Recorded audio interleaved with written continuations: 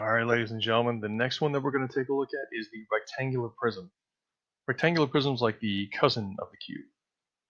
So when we start to unfold this one and be able to lay it out flat, how many sides do you see on the rectangular prism? Well, there's going to be 6 sides. And what kind of shapes do you notice that all those sides are? Well, for rectangular prisms, all the sides are going to be rectangles. So if we take a look at the example here, take a look at the shapes that each side is. Now they all have a little rectangle shape for you. All right, but we still have to find out what the front is, the back, the left, the right, the top, the bottom. We got to figure out all those 6 sides there. So just like what we did with the cube, we're going to take it side by side and take it slow for this little example. And then I'm going to kind of give you a little arrow assistance for the problems that you guys are going to work on your own. All right, so the first one that we're going to take a look at is the front.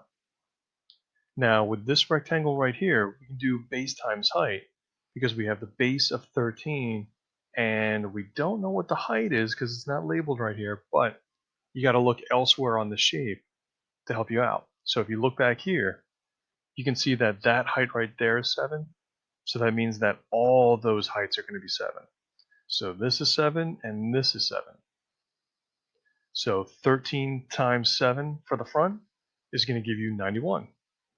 Now, when we're trying to figure out what the back is, the nice thing about rectangular prisms is that the opposite sides are going to be the exact same thing. So the front and the back should be the exact same thing. This has the height of 7, and it has the width right here of 13. So 13 times 7 for the back also is going to be 91.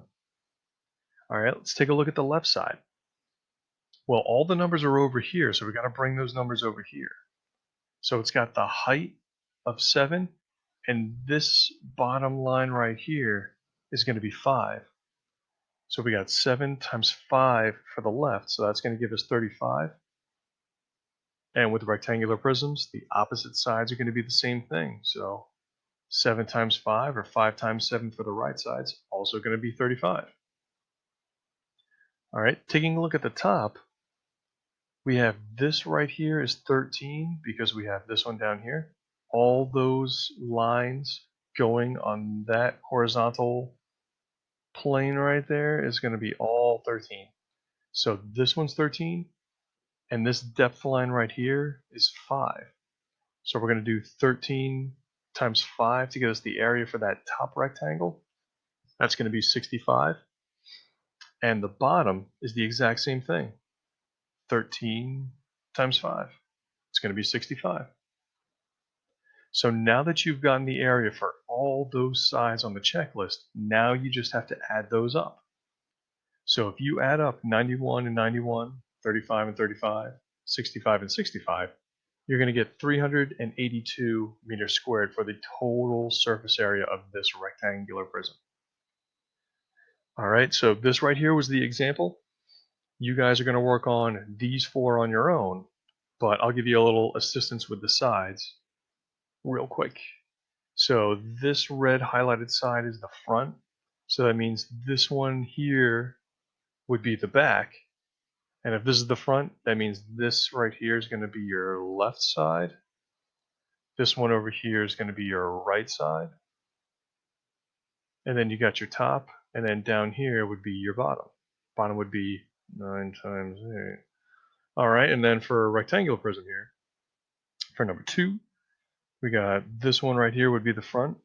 So this tall rectangle here would be the back, making this a larger rectangle be the left, and the larger rectangle over here on this side would be the right.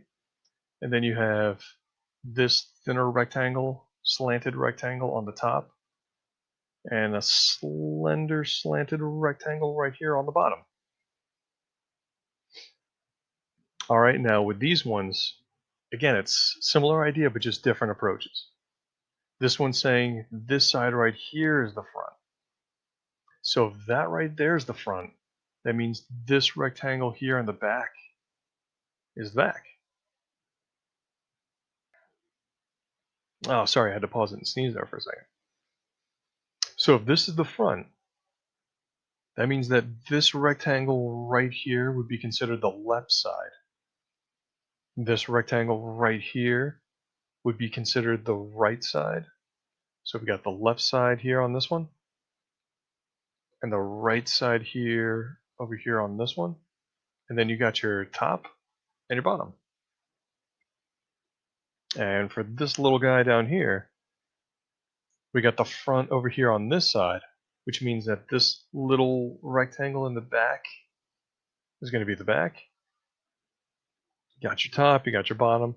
Since that's the front, this one over here is going to be the left side. Because if you're looking at this thing right here, as that's the front, this side over here would be the left, and then this side right here would be your right. All right, so you guys are doing the calculations. Be careful on this one because these ones are decimals, so everything over here is going to be a decimal. And if you guys have any problems or questions, please email Ms. Coleman and myself. All right, guys? Well, we'll talk to you soon. See you later.